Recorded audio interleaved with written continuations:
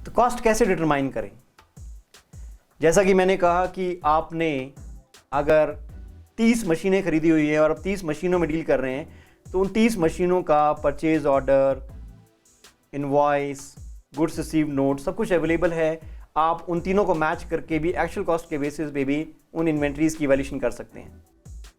पर अगर आप लार्ज और इंटरचेंजेबल इन्वेंट्रीज में डील करते हैं तो उसके लिए दो ट्रेडिशनल मेथड्स अवेलेबल हैं, वो है फीफो और वेटेड एवरेज, और नई मॉडर्न टेक्निक्स भी हैं जिसके बेसिस पे भी आप वैल्यूएशन कर सकते हैं। अगर आप मैन्युफैक्चरिंग ऑर्गेनाइजेशन है तो आप स्टैंडर्ड कॉस्टिंग की टेक्निक भी यूज़ कर सकते हैं, जो कि एक मॉडर्न कॉस्टिंग टेक्निक है, और आप रिटेल के बिजनेस में हैं तो आप रिटेल मेथड भी यूज़ कर सकते हैं। स्टैंडर्ड कॉस्टिंग की टेक्निक मॉडर्न कॉस्टिंग टेक्निक है जो हम मैन्युफैक्चरिंग ऑर्गेनाइजेशन में यूज़ कर सकते हैं। अगर हमारे तजुर्बे के बेसिस पे हमारे पास एक स्टैंडर्ड कॉस्ट कार्ड डेवलप हो चुका है जिसके बेसिस पे हम इन्वेंट्रीज की वैल्यूएशन कर सकते हैं स्टैंडर्ड कॉस्टिंग यूज़ करके, कि अगर मैं एक यूनिट बनाता हूं तो उसके ऊपर डायरेक्ट मटेरियल का इतना खर्चा है, डायरेक्ट लेबर का इतना खर्चा है, डायरेक्ट एक्सपेंसेस इतने खर्च होते हैं, वेरिएबल प्रोडक्शन ओवरहेड्स इतना खर्च होता है। अगर मैं एब्जॉर्प्शन कॉस्टिंग यूज़ कर रहा हूँ तो फिक्स्ड ओवरहेड्स पर यूनिट कितना खर्च होगा, कल को मैं डील कर लेता हूँ अंडर एंड ओवर एब्जॉर्प्शन को भी, और मैं अपनी अकाउंटिंग कर सकता हूं स्टैंडर्ड कॉस्ट कार्ड के बेसिस पे।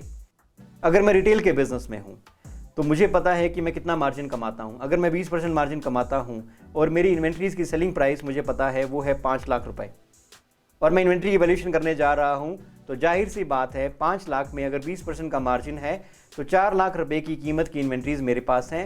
मैं रिटेल मेथड के बेसिस पे भी ये वैल्यूएशन कर सकता हूं। ज़रूरी नहीं है कि मैं हर इन्वेंट्री को चेक करूं, फीफो वेटेड एवरेज उनके ऊपर लगाऊं।